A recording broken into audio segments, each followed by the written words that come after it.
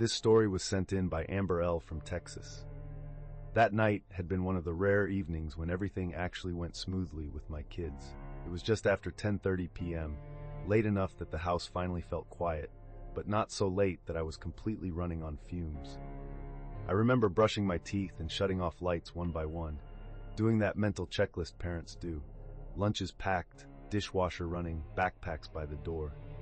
I was tired in that heavy, eyelids drooping way that hits only after a long day of work, errands, and refereeing sibling arguments. All I wanted was to slide into bed, stare at my phone for 10 minutes, and pass out. I stepped into my room and went to close the blinds. That's when I first noticed the car. It was parked directly across the street, angled a little toward my house.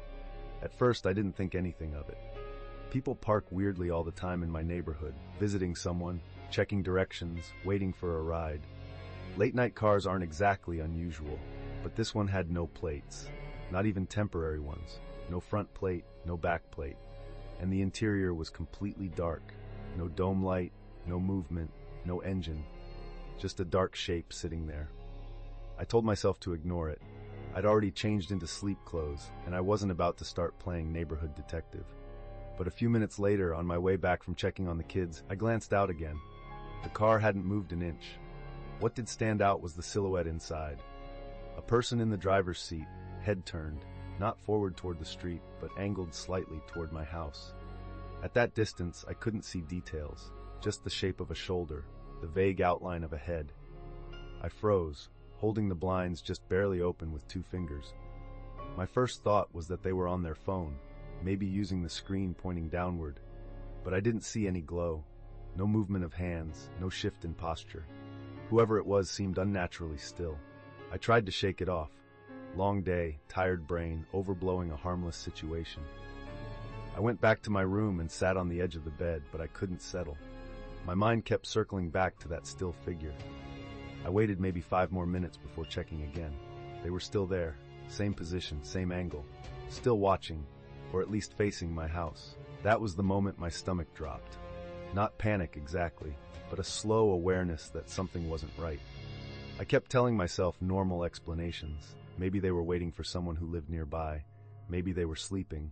Maybe something in my house, lights, shadows, made it seem like they were looking at me. But then a small detail from earlier clicked into place. When I'd first looked out, the car had been parked a little crooked. Now it was straighter, perfectly aligned with the curb. That meant the person inside had repositioned it at some point, silently, without lights. I hadn't heard a thing. My window was right above the driveway. If the engine had started, even briefly, I would have heard it. I felt a prickling along my spine as I realized how quiet the street suddenly seemed. No late-night dog walkers, no distant TVs, not even wind. Just the sound of my own breathing and that dark car sitting under the weak streetlight. I debated what to do. I didn't want to call 911. It didn't feel like an emergency, just off. But the longer I watched that unmoving figure, the more my instincts pushed back against all my rational explanations. Finally, I called the non-emergency police line. I remember pacing in tiny circles in my room, whispering into the phone so I wouldn't wake the kids. The operator took the details calmly and said an officer would swing by. I kept the blinds barely open and watched. The car didn't move. The figure didn't move. The neighborhood stayed silent in a way that made my skin crawl. A patrol car turned onto the street 3 or 4 minutes later, its headlights sweeping over the parked vehicles. The moment that light touched the street outside my window, I glanced across to see what the unmarked car would do. It was gone. Not pulling away, not turning the corner. Already gone. The officer rolled slowly down the street, then stopped in front of my house and looked around. I went outside and spoke to him briefly, feeling exposed under the porch light. I told him everything, but without a plate or a direction of travel, there wasn't much he could do. He drove around the block a couple of times and eventually left. I stood outside a moment longer, listening to the quiet. It felt different now, too open. I realized how isolated my house felt at night, how dark the spaces were between the streetlights. I went back inside and locked the door twice, even though it already locks the first time. That should have been the end of it, but the way the car disappeared got under my skin. If the person inside had been asleep or waiting for someone, they would have reacted to the police car arriving, started the engine, turned on lights, something. But they left without either. No headlights, no sound, just gone. For weeks after, every time I put the kids to bed, I checked the street. Some nights more than once. Sometimes I'd catch myself standing in the dark hallway, listening for anything unusual outside. I stopped taking the trash out after dark. I kept the blinds closed even when it felt silly. Nothing like it ever happened again.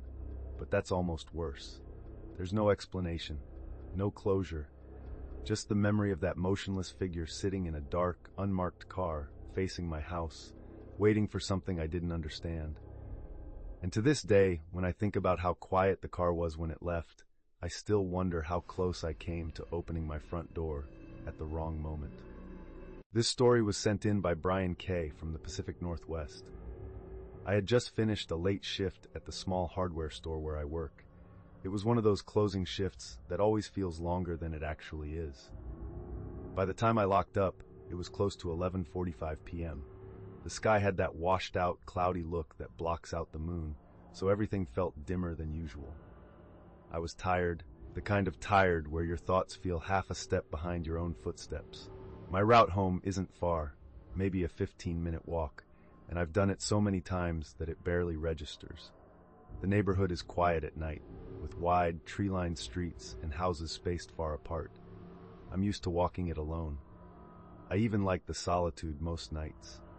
It helps me unwind after dealing with customers all evening. There was one small thing I noticed early on, though. About 2 blocks from the store, someone had left a pair of work boots sitting on the curb. Big, heavy ones. They were positioned neatly side by side, like someone had stepped out of them intentionally. I remember thinking it was odd because nothing else was around. No bag, no car, no people. Just the boots under a street lamp, dark and scuffed, pointed toward the direction I was heading. I almost took a picture, but I brushed it off as one of those random neighborhood mysteries. Most of the walk was normal for the first few minutes. The streets were empty, no cars passing, no dogs barking. You'd think the quiet would be comforting, but sometimes it makes every little sound stand out too much. About halfway home, I heard the footsteps. They were behind me, not far off, slow, deliberate, crunching on the pavement in a rhythm that didn't match my pace. I figured it was someone else heading home or taking a late walk. I tried not to let my imagination run away with the idea. People walk at night all the time. I glanced over my shoulder. The street behind me was completely empty. I slowed down slightly, just enough to see if the sound changed.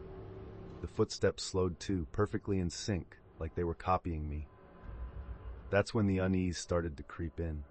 I told myself it was probably an echo bouncing off the houses or the trees. Sound does weird things in the neighborhood at night.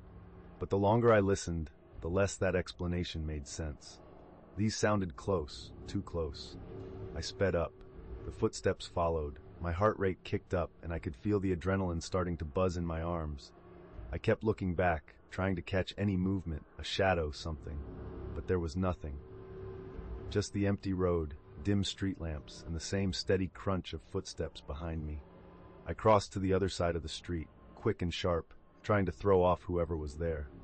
The footsteps crossed too, a beat behind me. That was the moment my internal debate stopped being a debate at all. It wasn't an echo. It wasn't something normal. Someone was there, I just couldn't see them. I picked up my pace even more, basically speed walking at that point. Part of me wanted to run, but running in an empty neighborhood late at night felt like announcing I was scared. I didn't want to give whoever it was the satisfaction, or maybe I didn't want to risk tripping in the dark. As I got closer to my street, the footsteps became less cautious. They grew quicker, louder, like whoever was behind me wasn't trying to hide anymore. I thought about calling someone, but my hands were shaking and I didn't want to stop moving long enough to dig my phone out of my pocket. I cut across one more street, just a few houses from mine. For a second, I thought I saw movement near a hedge, a shape shifting slightly, like someone trying to stay just out of the light. I didn't stick around to study it. When I reached my yard, I didn't bother being quiet. I practically sprinted up the walkway, got to the porch, fumbled with my keys, and threw the door open. I slammed it behind me and locked the deadbolt, then stepped back and listened. The footsteps stopped. Not gradually, just a clean, sudden stop somewhere near the corner of my street. I stood there in the dark entryway, trying to breathe quietly, trying not to imagine someone standing just out of view. After maybe 10 seconds, the footsteps started again, but now they were moving away. Slow, measured, fading until I couldn't hear them anymore.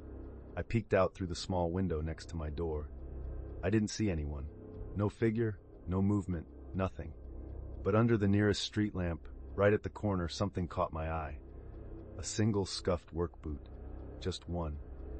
I didn't go out to check for the other. I didn't even move from the door until long after the neighborhood was silent again. I ended up staying awake until sunrise that night, just listening for anything out of place. Nothing happened. No one knocked. No one circled back. But I never saw those boots again, and no neighbor ever mentioned losing a pair. Since then, I don't walk home after late shifts anymore. Even if it's just a few blocks, I drive. I park directly under streetlights, and when I'm heading up my walkway, I always glance down the street to that same corner, just to make sure no one's standing there waiting for their footsteps to match mine again. This story was sent in by Claire M. from New England. I've lived alone since 2020, and for the most part, I like it. My place is a small, older rental tucked in a quiet neighborhood that gets dark fast in the winter. By midnight, the whole street usually feels like it's gone to sleep. I've always been the type to triple-check locks anyway, but living alone has made that habit even stronger. I do a little lap every night before bed, front door, back door, windows, the whole routine. The night this happened, it was a little after midnight. I remember because I had looked at the clock on my stove while making tea. It had been one of those dry, cold evenings where every sound in the house carries, and I couldn't settle down enough to sleep, so I ended up on the couch with a book. The only lights on were a small lamp next to me and the glow from the oven clock in the kitchen. Nothing about the night felt unusual until I noticed something small. My cat, Milo, kept staring toward the front hallway. Not moving, not twitching, just fixed in that direction with his ears angled back. He's normally pretty lazy at night, so the way he locked onto the hallway stood out to me. At the time I told myself he probably heard a squirrel outside or something, but that detail ended up mattering a lot more than I realized. Around 12:15, just as I was turning a page, I heard 3 slow knocks on my front door. They weren't loud. Honestly, they sounded like someone was trying not to disturb the neighbors but still wanted to get my attention. Very deliberate. A knock, a few seconds, another knock, then another. I froze. I wasn't expecting anyone, and nobody in my life just drops by unannounced at midnight. My first thought was that it had to be a mistake. Wrong house, maybe, or someone delivering something to the wrong address. But the knocking pattern, soft but intentional, didn't feel like that. I didn't move at first. I just sat there and listened, hoping whoever it was would walk away. After about 15 seconds of silence, I quietly set my book down and switched off the lamp. The room dropped into darkness, except for the little clock glow from the kitchen. I waited. Almost immediately, the knocking started again. This time, it was slightly louder. Not pounding, but more confident, like the person realized I hadn't come to the door and wanted to make sure I heard them. I got up slowly and padded barefoot across the living room toward the hallway, keeping close to the wall so the floorboards wouldn't creak. I didn't go right up to the door. I stayed halfway down the hall, but I listened hard.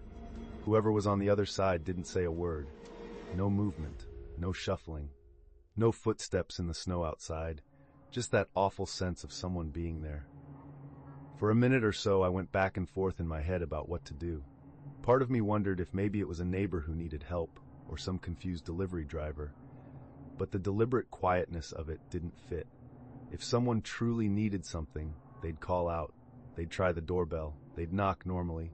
This wasn't that. Finally, my nerves got the best of me.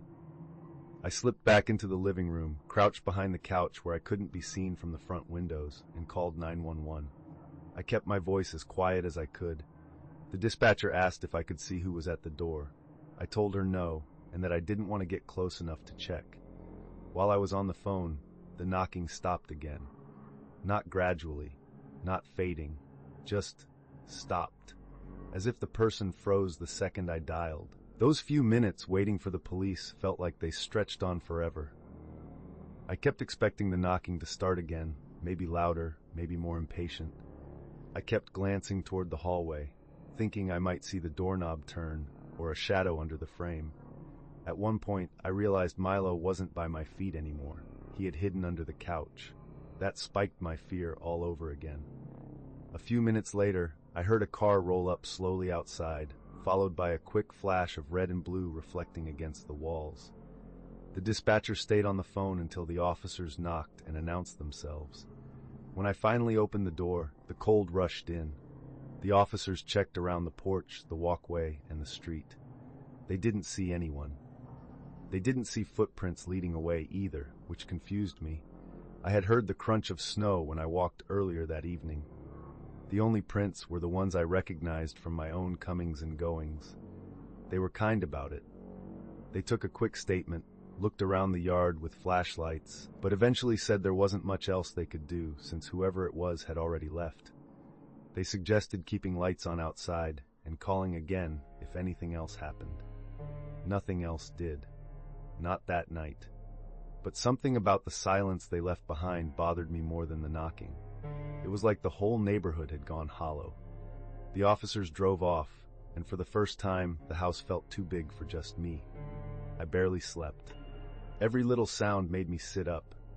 I kept replaying the knocking in my head, the slow rhythm, the slight increase in volume the second time, the complete silence afterward. And I kept thinking about Milo staring down the hallway before any of it started, like he sensed someone outside before I heard them. The next day I checked the porch in daylight. Still no prints, no signs of anyone standing there, just my doormat slightly crooked, which I don't remember leaving that way. Since that night, I don't sit in the living room after dark without at least one more light on. I added an extra deadbolt to the front door and put a small security camera above the porch.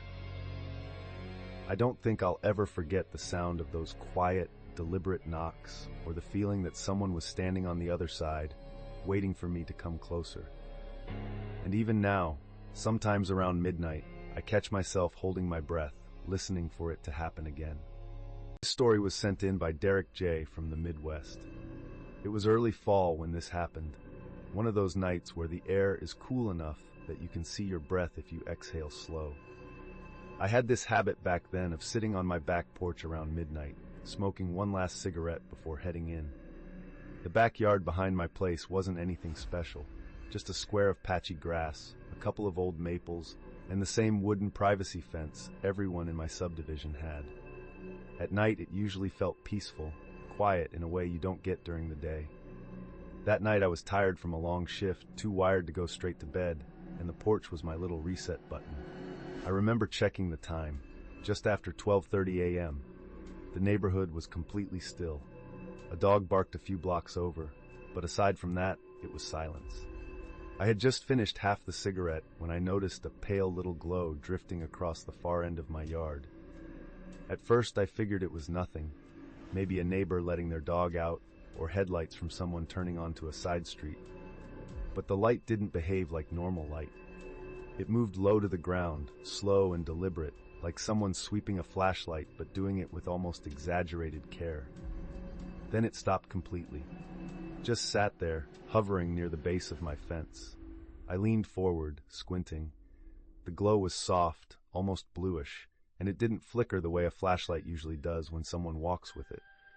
Part of me wondered if it was a phone screen. But if someone was standing there, I should have seen a silhouette, or at least the top of a head over the fence. I sat there for a few seconds, trying to come up with a normal explanation. The house behind me had teenagers. Maybe one of them snuck out and was sitting in the yard messing with their phone. Maybe it was a reflection from inside my own house, even though the angle didn't make sense. Still, something about it put a knot in my stomach. It felt like the light wasn't just drifting, it was searching. When it started gliding sideways along the fence line, that knot tightened. It would move a couple feet, pause like it was checking something, then slide again. The motion was too smooth to be somebody walking normally, and I realized then that there was no sound. No footsteps on leaves, no voices, nothing. I finally called out instinctively, just a sharp "hey," more to break the tension than anything. The second my voice cut through the yard, the glow snapped out like someone had pinched it shut. I stood up fast, adrenaline hitting before I even processed it.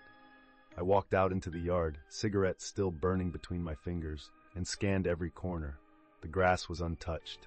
The alley behind my fence empty. No cars had driven by. No gates were open. No movement. No rustling trees. Nothing. The only thing that made me pause was a faint chemical smell near the back fence, something sharp and plasticky. It was subtle enough that I wondered if I imagined it. At the time, I didn't connect it to anything, but later on I would. I told myself it was probably just some weird reflection or maybe a phone on a drone or something. But the explanation didn't stick, not when I replayed it. The height didn't match a drone, and the movement felt too controlled, too aware.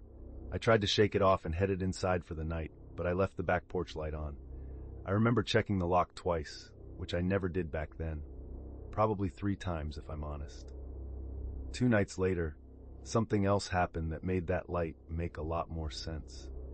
I was taking out the trash just before midnight, dragging the bin around the side of the house toward the gate. As I rounded the corner, I heard quick footsteps in the alley, soft, hurried, like someone trying to move quietly but still in a rush. I froze, hoping it was just someone walking their dog late. Then I saw a faint bluish glow slip behind the fence at the very back of my yard, the same shade, the same shape. This time it wasn't drifting. It was tucked low behind the boards, like someone crouching with their phone cupped in their hands.